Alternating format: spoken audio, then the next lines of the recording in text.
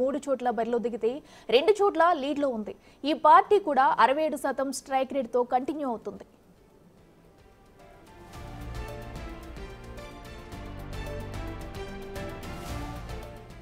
మహారాష్ట్రలో ఎదురు లేకుండా దూసుకెళ్తున్న బీజేపీకి జార్ఖండ్లో మాత్రం ప్రజల ఆదరణ దక్కలేదు. ఆ పార్టీ 68 స్థానాల్లో పోటీ చేస్తే 26 చోట్ల మాత్రమే లీడ్లో కొనసాగుతుంది. కేవలం 38% స్ట్రైక్ రేట్తో బీజేపీ జార్ఖండ్లో ఎదురెదుతుంది. ఇక ఎన్డీఏ కూటమిలోని మరో పార్టీ ఏజేఎస్యూకు కూడా జనం వాతపెట్టారు. 10 స్థానాల్లో పోటీ చేస్తే కేవలం 1 చోట మాత్రమే ఆ పార్టీ లీడ్లో ఉంది. జస్ట్ 10% స్ట్రైక్ రేట్ మాత్రమే సాధించగలిగింది. ఇక జేడీయూ 2 చోట్ల పోటీ చేస్తే 1 స్థానంలో లీడ్లో ఉంది. అంటే 50% స్ట్రైక్ రేట్తో కొనసాగుతుంది. ఇక రామ్ విలాస్ పాస్వాన్ కు చెందిన ఎల్జేపీ 1 స్థానంలో పోటీ చేసింది. అక్కడ లీడ్లో కంటిన్యూ అవుతుంది. అంటే 100% స్ట్రైక్ రేట్తో ఎల్జేపీ కంటిన్యూ అవుతుంది. ఇంకొన్ని గంటలు గడిస్తే జార్ఖండ్ ఫుల్ పోల్ పిక్చర్ ఏమిటనేది క్లారిటీ వస్తుంది.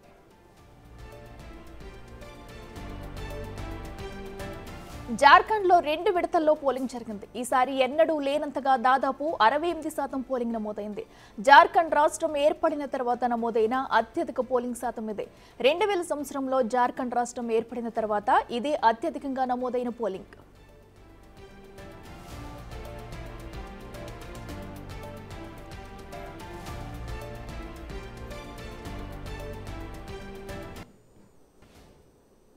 వైనాడు ఉప ఎన్నిక ఫలితాల్లో రికార్డు సృష్టించారు ప్రియాంక గాంధీ. పోటీ చేసిన తొలిసారి అత్యధిక మెజారిటీతో దుమ్ములేపుతున్నారు. గత ఎన్నికల్లో వైనాడులో రాహుల్ గాంధీ సాధించిన మెజారిటీని క్రాస్ చేశారు ప్రియాంక. 4 లక్షల ఓట్లకు పైగా ఆధిక్యంలో దూసుకుపోతున్నారు ప్రియాంక గాంధీ. మొన్న జరిగిన సార్వత్రిక ఎన్నికల్లో వైనాడు నుంచి 3,64,422 ఓట్లు సాధించారు రాహుల్ గాంధీ. అయితే ప్రస్తుతం ప్రియాంక గాంధీ ఆ లీడ్ దాటేసి 4 లక్షల మార్కును దాటేశారు.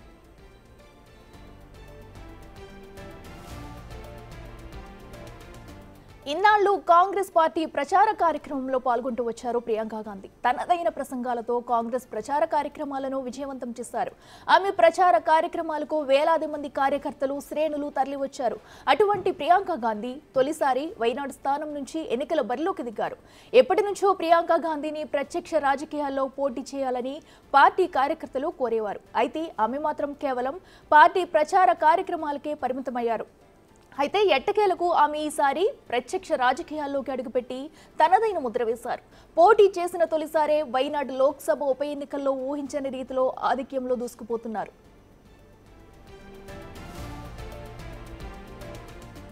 రాహుల్ వైనాడ్ స్థానానికి రాజీనామా చేయడంతో ఆ స్థానానికి ఉప ఎన్నిక వచ్చింది. దీంతో ఆ స్థానం నుంచి నేరుగా ప్రియాంక గాంధీనే పోటీ చేశారు. దీంతో వైనాడు ఫలితం దేశవ్యాప్తంగా ఆసక్తి రేపింది. కాంగ్రెస్ శ్రేణులు అనుకున్నట్టే ప్రియాంక తన సత్తా చాటారు. తొలి ప్రయత్నంలోనే తన మార్కేంటో చూపించారు. ప్రత్యక్షంగానైనా పరోక్షంగానైనా తనకు తానే సాటి అని నిరూపించుకున్నారు.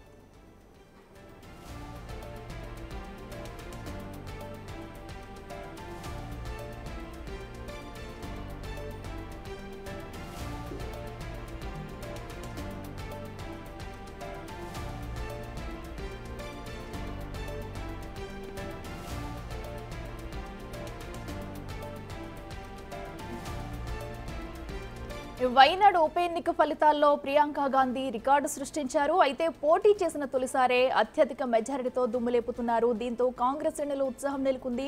అయితే గత ఎన్నికల్లో వైనాడులో రాహుల్ గాంధీ సాధించిన మెజారిటీని క్రాస్ చేశారు ప్రియాంక గాంధీ. అయితే ప్రస్తుతం 4 లక్షల ఓట్లకు పైగా ఆధిక్యంలో దూసుకుపోతున్నారు ప్రియాంక.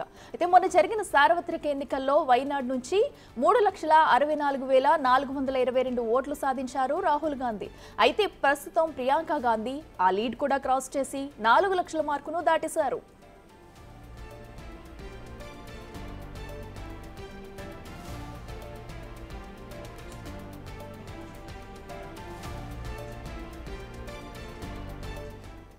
ఇదంశానికి సంబంధించి మరింత సమాచారం మా ప్రతినిధి శివ అందిస్తారు లైవ్ లో. శివ, చెప్పండి, ప్రస్తుతం వైనాడులో అయితే ప్రియాంక గాంధీ 4 లక్షల మెజారిటీతో దూసుకుపోతున్నారు. ప్రస్తుతం అప్డేట్స్ ఏంటి? రైట్ అఖిల, ఇటు జార్ఖండ్ అలాగే వాయనాడ్.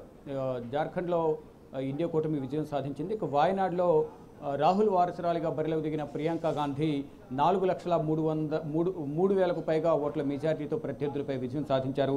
మొత్తం చూసుకుంటే కనుక వాయనాడ్లో ప్రియాంక గాంధీ 6 లక్షలకు పైగా ఓట్లను సాధించారు. మొత్తం 6,00,00 10,944 ఓట్లు ప్రియాంక గాంధీకి పోలాయి. దాంట్లో ఆధిక్యం చూసుకుంటే కనుక 4,03,966 ఓట్ల ఆధిక్యంతో ప్రియాంక గాంధీ వాయనాడ్ లోక్సభ ఉప ఎన్నికల్లో భారీ విజయం సాధించారు. గతంలో ఏ విధంగా అయితే రాహుల్ గాంధీ 2019లో 4 లక్షలకు పైగా ఆధిక్యం సాధించారు, 2024లో 3,60,000కు పైగా కూడా రాహుల్ గాంధీ వాయనాడ్ లోక్సభ స్థానం నుంచి భారీ ఆధిక్యంతో విజయం సాధించారు. ఇక 2024లో ఏదైతే 3,60,000 ఓట్ల మెజార్టీ ఏదైతే ఉందో రాహుల్ గాంధీ మెజార్టీను ప్రియాంక గాంధీ క్రాస్ చేశారు. 4,03,000కు పైగా ఓట్లతో భారీ మెజార్టీని ప్రియాంక గాంధీ సాధించారు. ఇక జార్ఖండ్ విషయానికి వస్తే జార్ఖండ్లో ఇండియా కూటమి అంటే జేఎంఎం హేమంత్ సోరెన్ ఎవరైతే ఉన్నారో మాజీ ముఖ్యమంత్రి హేమంత్ సోరెన్ మరొకసారి ముఖ్యమంత్రిగా పదవి బాధ్యతలు చేపట్టబోతున్నారు. ఇటు జేఎంఎం అలాగే కాంగ్రెస్ ఇతర పార్టీలు ఇండియా కూటమి పార్టీలు కలిసి ఇక్కడ ప్రభుత్వాన్ని ఏర్పాటు చేయబోతున్నాయి. మొత్తంగా చూసుకుంటే ఇక్కడ మహారాష్ట్రలో మహాయుతి కూటమి అలాగే జార్ఖండ్లో ఇండియా కూటమి విజయం సాధించబోతున్నాయి. ఇక్కడ సాధించిన సీట్లు ఒకసారి చూస్తే కనుక జేఎంఎం 31 స్థానాల్లో విజయం సాధించింది, బీజేపీ 24 స్థానాలు, ఇండియన్ నేషనల్ కాంగ్రెస్ పార్టీ 16 స్థానాలు, ఆర్జేడీ 5, ఏజేఎస్యుపి 1, ఎల్జేపీఆర్వి 1, జేకేఎల్ఎం 1. అంటే ఓన్లీ కేవలం కాంగ్రెస్ అలాగే జేఎంఎం రెండు కలిసి మ్యాజిక్ ఫిగర్ను క్రాస్ చేశాయి. అక్కడ 81 స్థానాలు ఉన్న నేపథ్యంలో 41 స్థానాలు ప్రభుత్వాన్ని ఏర్పాటు చేయడానికి కావాల్సిన స్థానాలు. కానీ ఇక్కడ 31 జేఎంఎం, 16 కాంగ్రెస్ రెండూ కలిపి 47 స్థానాలు అంటే మ్యాజిక్ ఫిగర్ను క్రాస్ చేసి ఇక్కడ అత్యధిక స్థానాలు సాధించాయి. ఇక మిత్రపక్షాలతో కలిపి మరిన్ని స్థానాలను కైవసం చేసుకునే అవకాశం అయితే ప్రధానంగా కనిపిస్తుంది. అంటే మ్యాక్సిమం అక్కడ డిసైడ్ ఫ్యాక్టర్ ఇండియా కూటమి విజయం సాధించింది. మరొకసారి హేమంత్ సోరెన్ ముఖ్యమంత్రిగా ప్రమాణ స్వీకారం చేయబోతున్నారు. అంటే హేమంత్ సోరెన్ ముఖ్యమంత్రిగా ఉన్న సందర్భంలో వారి పార్టీలో ఉన్న వాళ్ళే వెనుకుండి అతనికి అన్యాయం చేశారనేది ఒక సింపతి ఫ్యాక్టర్ అనేది ప్రధానంగా పనిచేసింది. హేమంత్ సోరెన్ ముఖ్యమంత్రిగా ఉన్న హేమంత్ సోరెన్ను తాను భూమికి సంబంధించి ఎటువంటి అవినీతి అక్రమాలకు పాల్పడకపోయినా ఒక భూమి విషయంలో తాను అరెస్ట్ చేశారు. దానికి సంబంధించి రానున్న ఎన్నికలను నేను తెలుసుకుంటానంటూ కూడా హేమంత్ సోరెన్ తెలియజేశారు. దానికి అనుగుణంగానే ఎన్నికల ప్రచారంలో బీజేపీపై విమర్శల దాడి పెంచారు.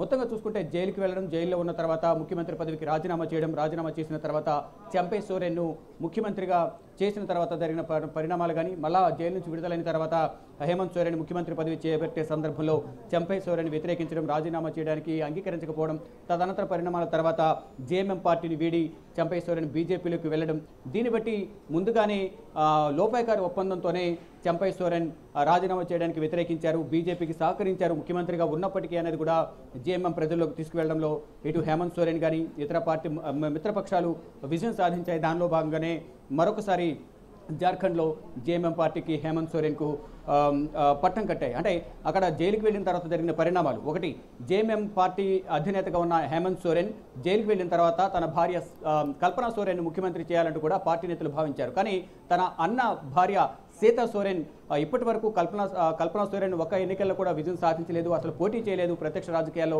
నేను 3 సార్లు అసెంబ్లీ ఎన్నికల్లో పోటీ చేసి గెలుపొందాను కాబట్టి ముఖ్యమంత్రి అవకాశం ఇస్తే నాకే ఇవ్వాలంటూ కూడా అక్కడ పేచి పెట్టిన నేపథ్యంలో వారి కుటుంబ సభ్యులకు కాకుండా మరోవైపు చంపై సోరెన్కు ముఖ్యమంత్రి పదవి కట్టబెట్టాల్సి వచ్చింది. దాని తర్వాత చంపై సోరెన్కు ముఖ్యమంత్రి పదవి కట్టబెట్టిన తర్వాత ఇటు సీతా సోరెన్ జేఎంఎం పార్టీని వీడి బీజేపీలో చేరారు. తర్వాత అక్కడి నుంచి రాజకీయం నడిపించి ఇటు చంపై సోరెన్ కూడా బీజేపీలోకి తీసుకువెళ్లారు. ఇదంతా గమనించిన హేమంత్ సోరెన్ బయటకు వచ్చిన తర్వాత, జైలు నుంచి బయటకు వచ్చిన తర్వాత ప్రజల్లోకి వెళ్ళి తాను జైలు పంపించడం వెనుక కుటుంబ సభ్యులు కూడా హస్తం ఉంది, వారందరూ కలిసి నాకు అన్యాయం చేశారంటూ కూడా ప్రజల్లోకి వెళ్ళి ప్రచారం నిర్వహించారు. ఇక్కడ జైలుకు వెళ్లడం ద్వారా జేఎంఎంకు అంటే హేమంత్ సోరెన్కు సింపతి గెయిన్ అయింది. ఈ నేపథ్యంలోనే ఇక్కడ 31 స్థానాల్లో విజయం సాధించింది. ఇటు మిత్రపక్షం కాంగ్రెస్తో కలిపి ప్రభుత్వాన్ని ఏర్పరచబోతోంది. అంటే చంపై సోరెన్ కానీ ఇటు అన్న భార్య తన వదిన సీతా సోరెన్ కూడా ఇద్దరు కూడా తనకు అన్యాయం చేశారనేది ప్రజల్లోకి తీసుకువెళ్లడంలో ఎంతో ప్రయత్నాలు చేశారు. తన భార్య కల్పనా సోరెన్ కానీ మరోవైపు ఇతర పార్టీలకు సంబంధించిన సీనియర్ నేతలందరూ కూడా హేమంత్ సోరెన్ జైల్లో ఉన్న సందర్భంలో పార్టీని ముందుకు నడిపించడానికి ఎంతో కృషి చేశారు. అందరి ప్రోద్బలంతో, అందరి సహకారంతో అందరి సహకారంతో నేను బయటకు వచ్చిన తర్వాత పార్టీ అధికారంలోకి వచ్చింది అనేది కూడా ప్రధానంగా జేఎంఎం అధినేత జేఎంఎం పార్టీ అధ్యక్షుడు హేమంత్ సోరెన్ చెప్తున్నారు. మొత్తంగా చూసుకుంటే ఎగ్జిట్ పోల్స్ అనేవి ఇక్కడ ఎగ్జాక్ట్ పోల్స్గా కాలేకపోయాయి. ఫలితాలు అనేవి ఎగ్జిట్ పోల్స్ ఇచ్చిన సంస్థలు ఇచ్చిన సర్వే ఫలితాలు అనేవి విఫలమయ్యాయి, తారుమారయ్యాయి అనేది ప్రధానంగా ఇక్కడ జార్ఖండ్లో వచ్చిన ఎగ్జిట్ పోల్స్ అంచనాలు తారుమారైన దాన్ని బట్టి ఇక్కడ ఎగ్జిట్ పోల్స్ ఫలితాలు అనేవి వ్యతిరేకంగా వచ్చాయనేది కూడా ప్రధానంగా మనకు తెలుస్తోంది. ఇక మహాయుతి మహారాష్ట్రలో చూసుకుంటే కనుక సింగిల్ లార్జెస్ట్ పార్టీగా బీజేపీ అక్కడ విజయం సాధిస్తుంది. దాదాపు 120 స్థానాలకు కూడా బీజేపీ అక్కడ విజయం సాధించింది. ఇటు శివసేన షిండే, మరోవైపు ఎన్సీపీ అజిత్ పవార్ ఎన్సీపీ ఇవన్నీ కలిపి కూడా దాదాపు 215 పైన స్థానాలు, అంటే అక్కడ 288 స్థానాలు అంటే మ్యాజిక్ ఫిగర్ అనేది 145 ఉండాలి. కానీ మ్యాజిక్ ఫిగర్ దాటి సింగిల్ లార్జెస్ట్ పార్టీగా అక్కడ బీజేపీ అవతరించింది. ఇక 3 పార్టీలు కలిపి ఇప్పుడు ప్రభుత్వాన్ని ఏర్పాటు చేయబోతున్నాయి. కానీ ఇక్కడ ముఖ్యమంత్రి అభ్యర్థి ఎవరు అనే దానిపై మాత్రం ఇప్పుడు కొంత ఫైట్ కొనసాగుతోంది. అంటే దేవేంద్ర ఫడ్నవీస్ ఉంటారా, లేకపోతే ఏక్నాథ్ షిండే ఉంటారా, లేకపోతే ఎవరు ఉంటారా అనే దానిపై మాత్రం ప్రధానంగా ఇప్పుడు ఒక వారైతే నడుస్తుంది. ఇప్పుడు సీన్లోకి అమిత్ షా ఎంటర్ అయినట్టుగా తెలుస్తుంది. అమిత్ షా ఎంటర్ అవడంతో అక్కడ ఏం జరగబోతుంది? ముఖ్యమంత్రి అభ్యర్థిగా ఏకనాథ్ షిండే ఉంచుతారా, లేదా సింగిల్ లార్జెస్ట్ పార్టీగా బీజేపీ అక్కడ అత్యధిక స్థానాలు సాధించింది కాబట్టి దేవేంద్ర ఫడ్నవీస్కి అవకాశం ఇస్తారా, లేదా అజిత్ పవార్ అటు పార్టీని ఎన్సీపీ పార్టీని చీల్చి తన మొదటి నుంచి ఎన్సీపీలో ఉన్న అజిత్ పవార్ తన కుటుంబాన్ని వ్యతిరేకించి బీజేపీలోకి వచ్చి ఇక్కడ ప్రెజెంట్ ఉన్న ప్రభుత్వంలో డిప్యూటీ సీఎంగా ఉన్నారు కాబట్టి మళ్ళీ ఆయనకి ఏమైనా అవకాశం ఇస్తారా, లేదా ఎటువంటి అందరికీ సముచిత స్థానం కల్పించాలనే యోచనలో అయితే బీజేపీ అధిష్టానం ఉంది. కానీ ఇప్పుడు ముఖ్యమంత్రి పదవి ఇష్యూలోనే ప్రధానంగా ఇప్పుడు ఒక వివాదం కొనసాగుతోంది. ఏకనాథ్ షిండేకి మరొకసారి అవకాశం ఇవ్వాలనేది అయితే వారు చెప్తున్నారు. కానీ వారికి వచ్చిన స్థానాలు మాత్రం 53 స్థానాలు మాత్రమే వచ్చాయి. కానీ ఇటు బీజేపీకి సింగిల్ లార్జెస్ట్ పార్టీగా దాదాపు 125కు పైగా కూడా బీజేపీ విజయం సాధించింది. ఈ నేపథ్యంలోనే బీజేపీకి సంబంధించిన వ్యక్తికే ముఖ్యమంత్రి అభ్యర్థి పదవి ఇవ్వాలి అనేది ప్రధానంగా బీజేపీ డిమాండ్ చేస్తుంది. అంటే మ్యాక్సిమం దేవేంద్ర ఫడ్నవీస్కి ఇస్తారంటూ కూడా ప్రచారం జరుగుతుంది. కానీ ముగ్గురితో కూడా అమిత్ షా ఫోన్లో మాట్లాడని తెలుస్తుంది. ఫైనల్గా ఎప్పుడు ఈ ముఖ్యమంత్రి అభ్యర్థిని ఫైనల్ చేస్తారని దానిపై కూడా ఒక సమాచారం అయితే అందుతుంది. 25వ తేదీన మహారాష్ట్ర సీఎం అభ్యర్థి ఎంపిక అనేది జరగబోతోంది. 26న కొత్త ప్రభుత్వం అనేది కొలువు తీరబోతోంది. ముఖ్యమంత్రిని ఎన్నుకున్న తర్వాత మంత్రివర్గ విస్తరణ దీనిపై ప్రధానంగా అంతర్గతంగా వారందరూ చర్చించుకుంటారు. మొత్తంగా చూసుకుంటే ఇక జార్ఖండ్, మహారాష్ట్ర, వాయనాడ్ అలాగే ఇతర అసెంబ్లీకి సంబంధించి మొత్తం 48 అసెంబ్లీ ఉప ఎన్నికలు, అలాగే 2 లోక్సభ ఉప ఎన్నికలకు సంబంధించి ఫలితాలను కూడా ఈరోజు వెలువడాయి. మొత్తంగా చూసుకుంటే మహారాష్ట్రలో సింగిల్ లార్జెస్ట్ పార్టీగా బీజేపీ, అలాగే అత్యధిక స్థానాలు మహాయుతి కైవసం చేసుకుంది. ఇటు జార్ఖండ్లో మరొకసారి హేమంత్ సోరెన్ ముఖ్యమంత్రిగా పదవి బాధ్యతలు చేపట్టబోతున్నారు.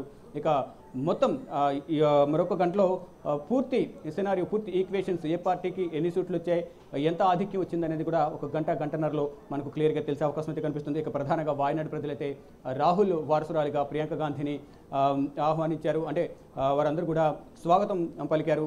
ఇక గాంధీ ఫ్యామిలీ నుంచి ఈ తరంలో 3వ వ్యక్తి పార్లమెంట్లో అడుగు పెట్టబోతున్నారు. ఇటు రాజ్యసభలో సోనియా గాంధీ, లోక్సభ ప్రతిపక్ష నేతగా రాహుల్ గాంధీ, మరోవైపు ప్రియాంక గాంధీ, వీరు ముగ్గురు కూడా ఇప్పుడు ప్రజా సమస్యలపైన పోరాటం చేయబోతున్నారు.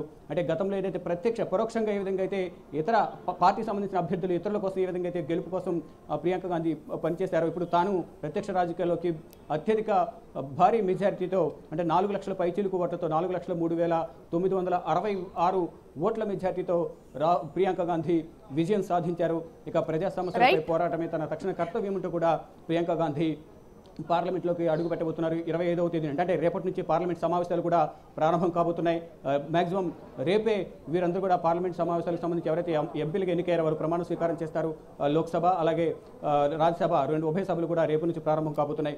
మొత్తంగా చూసుకుంటే ఇటు వాయనాడ్లో ప్రియాంక గాంధీ, జార్ఖండ్లో జేఎంఎం అలాగే కాంగ్రెస్ కలిపి ప్రభుత్వాన్ని ఏర్పాటు చేయబోతున్నాయి. ఇటు మహారాష్ట్రలో మహాయుతి ప్రభుత్వాన్ని ఏర్పాటు చేయబోతోంది.